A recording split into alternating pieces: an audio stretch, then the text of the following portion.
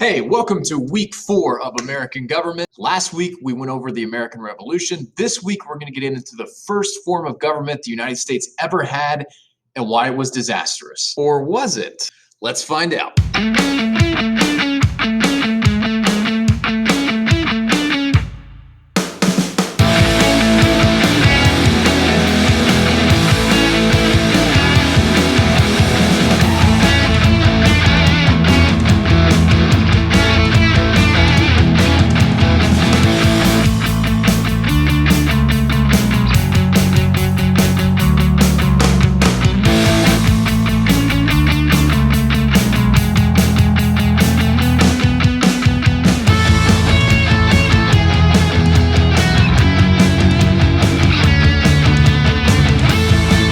So in 1776, we broke up with Great Britain, and you might remember Thomas Jefferson wrote the world's greatest breakup letter called the Declaration of Independence. Now we're single and dating and looking for a new government. So naturally, now that the 13 states are independent states, they have to come up with some form of government that binds them all together in some sort of way.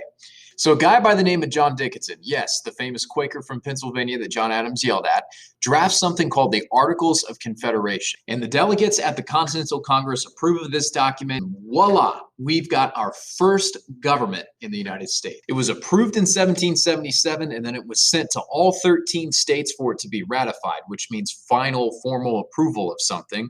And it was finally ratified by all 13 in 1781. Keep in mind, this is still when the Revolutionary War is going on. In fact, when we win the Revolutionary War in 1783, the Treaty of Paris, which ended the war, was a treaty where the British recognized the sovereignty of all 13 independent states. They didn't actually recognize the United States as one big entity that was independent. They recognized each of the individual 13 states as having their independence. Now, why would they do that? That's because under our first form of government, the Articles of Confederation, we were what's called a confederacy. Hopefully you remember from week 1 that a confederacy is an alliance of independent states or nations that delegate some authority to a very weak central government or central body. Under the system of government we had with the Articles of Confederation, each state had equal representation, meaning that all states had one vote in Congress. It was a unicameral legislature. That means there was one legislative chamber or one body of people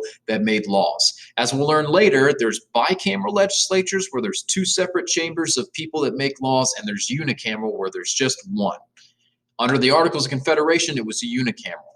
There was also no independent executive, meaning that there was no separate branch of government that was responsible for using threats of violence and coercion to get people to follow the law, nor was there any independent judiciary. So there wasn't a separate judicial branch of judges to settle disputes. Congress kind of acted as the judge themselves.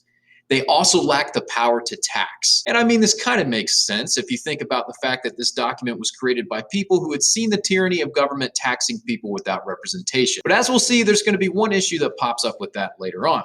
The states also controlled trade because the states were, again, like independent nations. That's going to pose another issue when they get into a trade war with each other and try to tax one another's imports. So under this system of government, the national government was intentionally weak. They had just fought off a centralized government that had too much power centralized in one area, and now they wanted to make sure it was decentralized, that power was spread out throughout the entire nation and all of these different states. So with the Articles of Confederation, they had 2 main goals. Number 1, avoid creating a centralized tyranny like they had experienced under the British. And number 2, gain allies and defeat the British.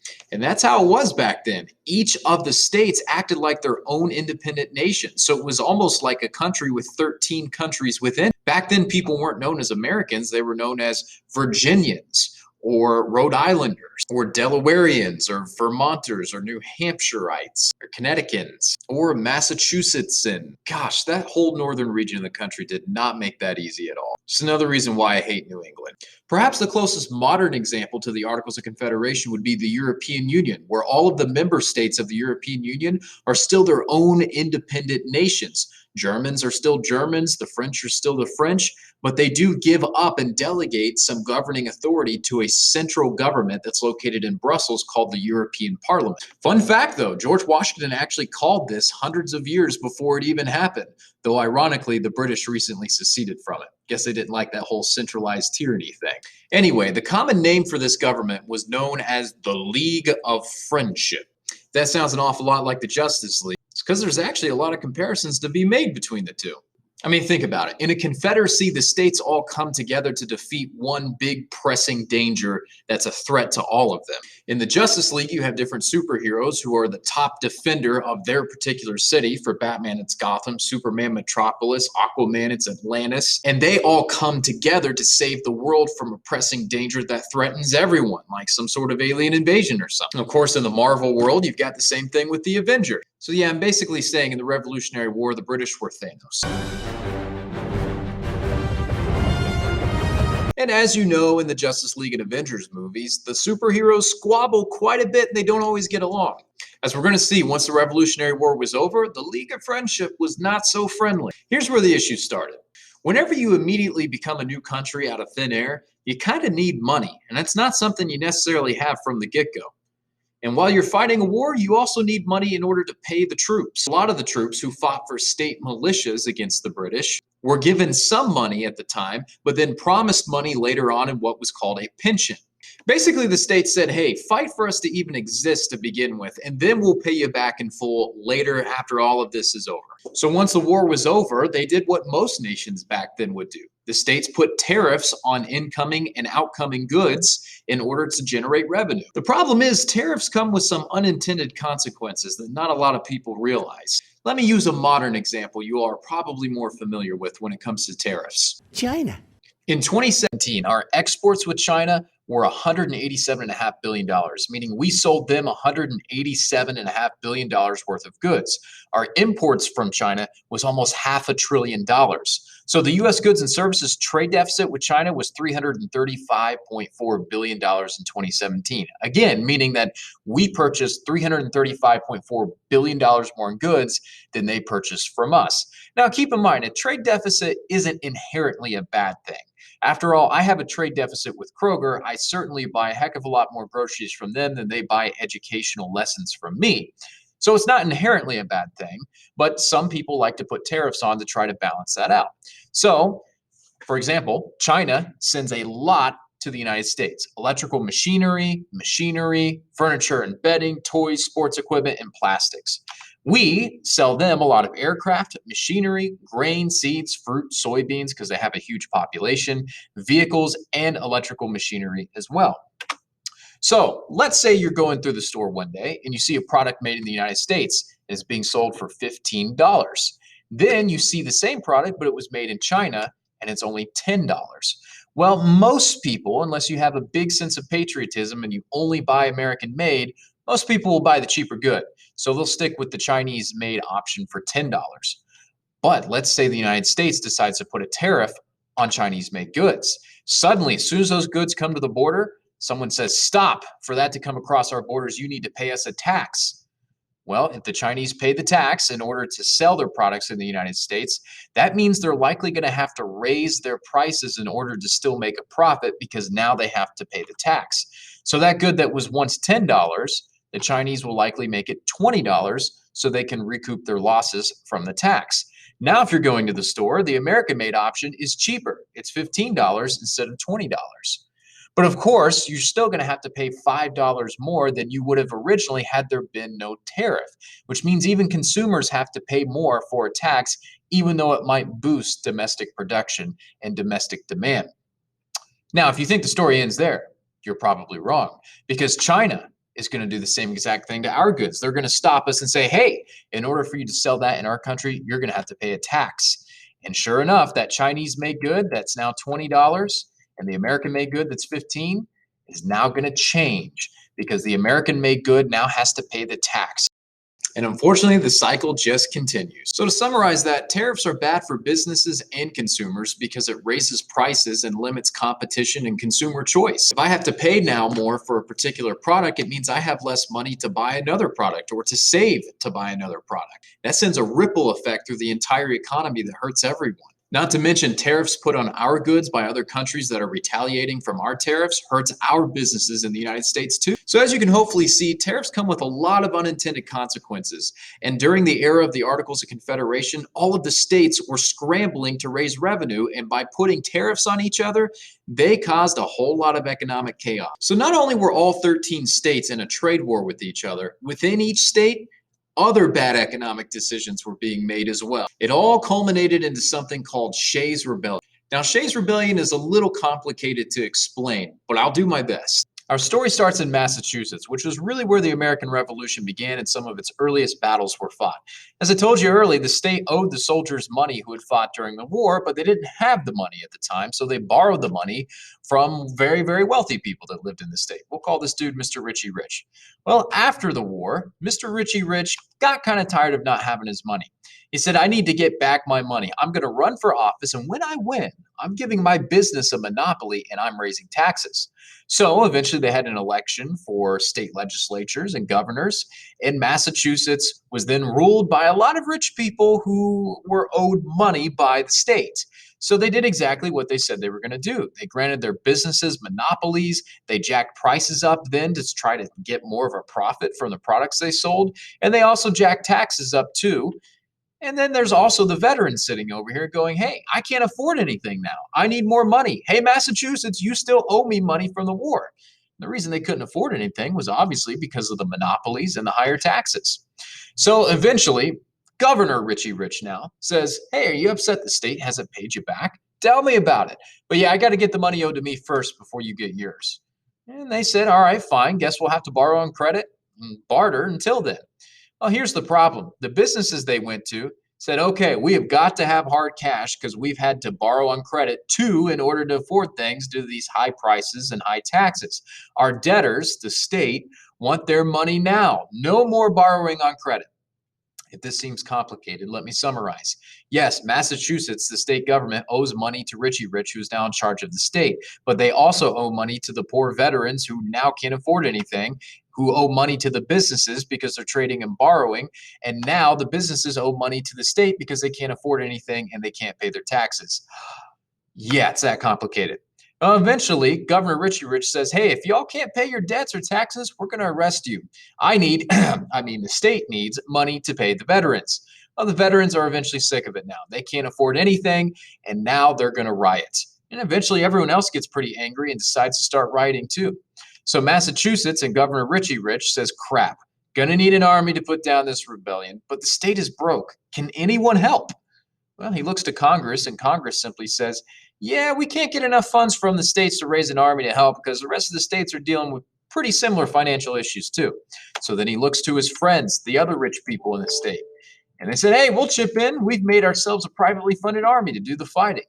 And Shays' Rebellion began. 6 rebels were killed in the fighting. 2 were hanged afterwards. Many were injured. 3 Massachusetts soldiers were killed. Many of them were injured as well. Shays fled to Vermont. That's kind of the guy that started all of this. And most rebels were later pardoned.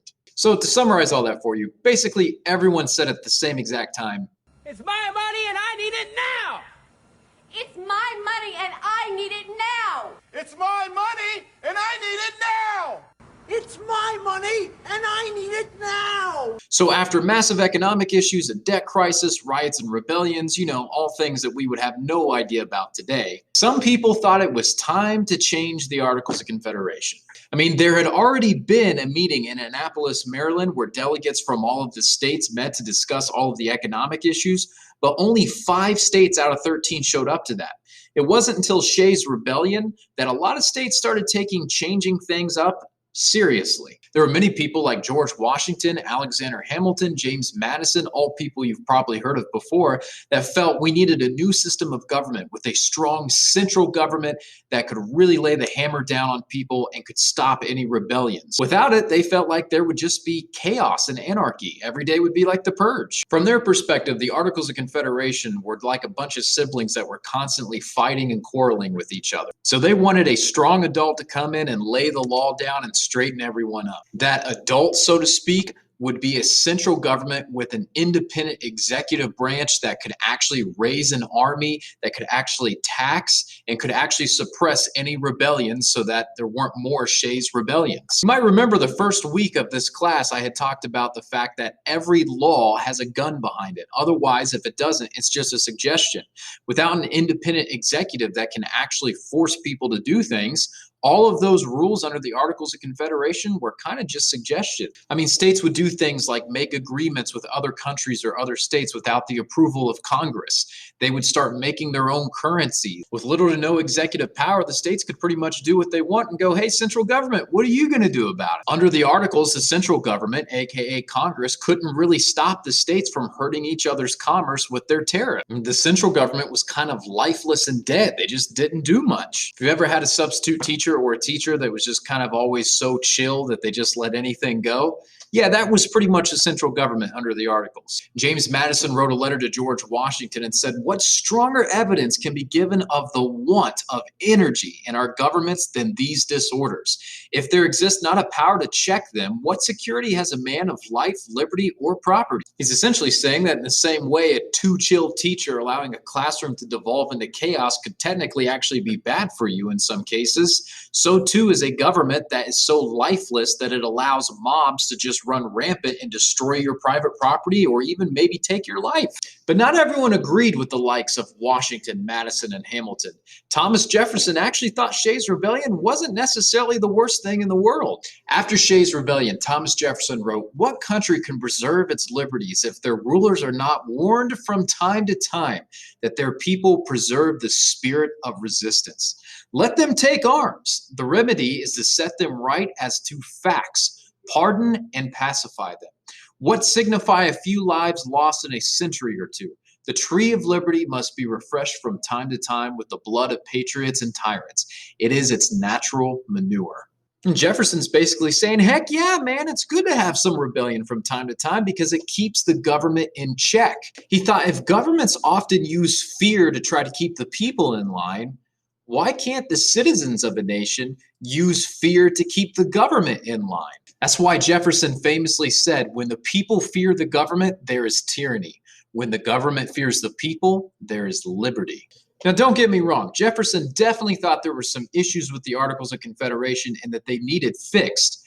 But he thought Shays' Rebellion was actually a good sign because it showed that the power was truly with the people. Plus, he also thought it was hypocritical that a nation that was started by rebelling against a tyrannical government would then turn around and suppress people rebelling against a tyrannical government that was being unfair to them. So for Jefferson, all of these people talking about creating a new strong central government set off a lot of alarm bells in his mind. He was worried they were going to end up creating a tyrannical central government like they had just fought to overthrow in their revolution. They are to discuss a binding constitution. I hope to attend, if only to have an effect on the style of its prose.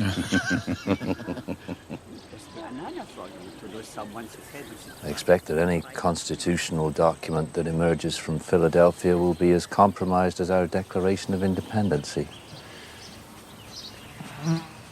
I am increasingly persuaded that the earth belongs exclusively to the living, and that one generation has no more right to bind another to its laws and judgments than one independent nation has the right to command another.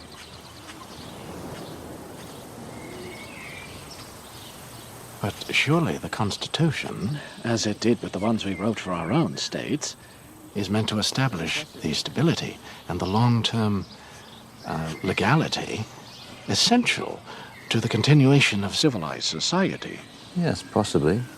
But I fear it could prove a breach in the integrity of our revolutionary ideals, through which will pour the forces of reaction. Dr. Mr. Jefferson's pet topic is not the artful arrangement of political power, but the cordoning off of a space in which no power exists at all. You, sir, you are a walking contradiction. You're all contradictions, Mr. Adams. Indeed, yes. And what is government, ultimately, but the putting into effect of the lessons which we have learned in dealing with the contradictions in our own characters? You have a disconcerting lack of faith in your fellow man, Mr. A, and in yourself, if I may say. Yes, and you display a dangerous excess of faith in your fellow man, Mr. Jefferson. Well, I'm sure we'll all disagree a great deal. Jefferson's basically saying, I trust the people more than the government, while John Adams is saying, are you kidding me? Have you seen people? Finally, in 1787, delegates from all of the states except for Rhode Island, because they're Rhode Island, sent delegates to Philadelphia to discuss amending the Articles of Confederation, except that's not what they did at all. They shut the doors, closed the blinds, and ended up creating a whole new system of government. They called this new document the United States Constitution. So I always think of this 11-year period of United States history as kind of like a love story in a soap opera. We wrote a really long breakup letter and called it off with Great Britain's government. Then we started dating this new government that was really attractive to us called the Articles of Confederation that didn't have the same relationship issues the British government did. But then we started having our own issues with the Articles, money problems, debt issues, you name it. So then we decided to start cheating on the Articles of Confederation with the U.S. Constitution, who we've been with ever since. You go. Where shall I go? What shall I do? Frankly, my dear, I don't give a damn. Anyway, after the delegates met in Philadelphia, they began work on creating the U.S. Constitution. And starting next week, we'll actually take a look at what they wrote in that document for this new system of government. Ultimately, when it comes to the Articles of Confederation, a lot of people dismiss it as a total, complete, abject failure. Obviously, the Articles of Confederation did have some problems, but it also had some incredible successes that people often glance over.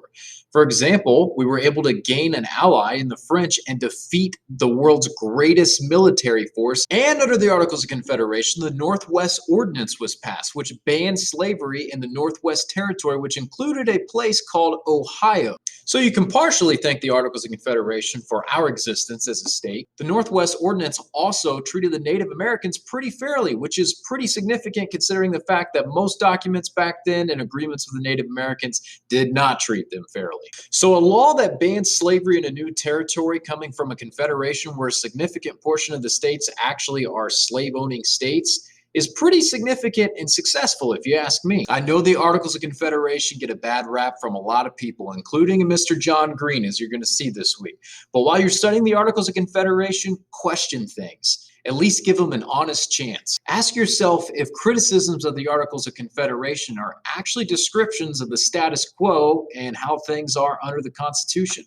Ask yourself, have these problems gone away now with the Constitution? It might lead you to ask a bigger question, like, are there some things in human nature that are just inevitable no matter what type of government we have?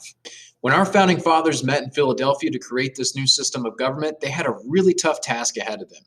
They had to figure out how to balance a government that protects the rights of the people while also making sure that government did not also abuse the rights of the people. Balancing human freedom with law, order, and discipline is a really tough thing to do. Interestingly enough, a couple weeks ago when I asked you all if you thought rights existed, and if so, what rights do you think exist? A lot of you wrote and claimed that you had rights that other people claimed you didn't have, and some of you had rights that directly conflicted with one another. Let me give you a practical example where rights can sometimes seem to conflict with one another, or at least human freedom and security seem incompatible.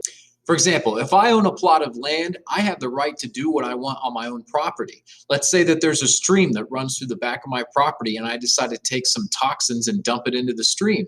Well, I have a right to do what I want on my own property, but what if that stream goes downstream into someone else's property? And they go into that water and they end up getting sick from those toxins. What about that person's right to not have toxins in their stream? They didn't consent to those being in there. We often talk about freedom of expression and our right to go wherever we want and have autonomy and a say over what goes on our body or what we choose not to put on our body. But what if exercising those freedoms means you unknowingly spread a virus to someone who contracts it and then dies? Should government intervene and take away your freedoms in order to protect the greater good or the collective? Or is that giving government too much power and control over our lives? Then again, from history class, you know that there have been governments in the past that have killed certain groups of people or stolen people's property and redistributed it, all in the name of helping the common good. Sometimes government intervention makes things far worse with unintended consequences. For example, during the lockdown, people have noted that depression has gone way up and suicides have gone way up. Despite all of the dangers associated with alcohol, the government's attempt to ban it in the 1920s proved disastrous. So despite government's well-meaning intent to help and protect people, sometimes they can actually make things far worse. We know that smoking causes significant health risks to both the smoker and people that may be around the smoker inhaling secondhand smoke. Yet despite this, government hasn't completely banned smoking, but it has banned smoking in certain areas to protect people. Government has also severely limited, almost to the point of banning, tobacco advertisements, and many people credit that intervention with causing smoking rates to go way down, which is a great thing. Most people have a higher risk of dying in a car accident than they do of contracting COVID-19 and dying. However, the government hasn't banned driving cars despite the significant risk and danger. There are lots of other examples that show that dilemma. But I hope throughout this course you begin to answer the question of how much government you think should be in our lives. You may say none, some, quite a bit, or a whole lot. You're going to find yourself either increasingly agreeing with Thomas Jefferson or increasingly agreeing with the likes of John Adams and Alexander Hamilton. The Founding Fathers had a once-in-a-lifetime opportunity to actually create a system of government that would impact the answer to that question, not just for them, but for future generations, including yourselves. Like I said, next week we'll actually dive into the document and see what powers they gave this new central government. So your assignments for this week, obviously this Ed puzzle, you'll have one more Ed puzzle. Both of those are due on Wednesday. And then you'll have a Google form with a couple links in it. Make sure you answer the questions in that Google form and follow the instructions there. That will be due on Thursday. One last thing, if any of you are still interested in joining the Civic Simulation Club, our first meeting is on Monday, September 14th, after school at 2:30 in the auditorium. You can still sign up using that Google form. If you can't make this meeting, we're meeting again on Monday, September 28th. We're actually going to be starting our first simulation called Guns and Butter. And that's where everyone's split up into different countries. They can make trade deals, alliances, build up weapons, including nuclear weapons, and go to war. So if you're still interested in joining the club, feel free to jump into Google Classroom, take a look at the Google form, sign up for that, or you can show up to the meeting on Monday. We still have plenty of positions left for people to fill for that. So let me know if you're interested. As always, let me know if you need anything, and have a great week.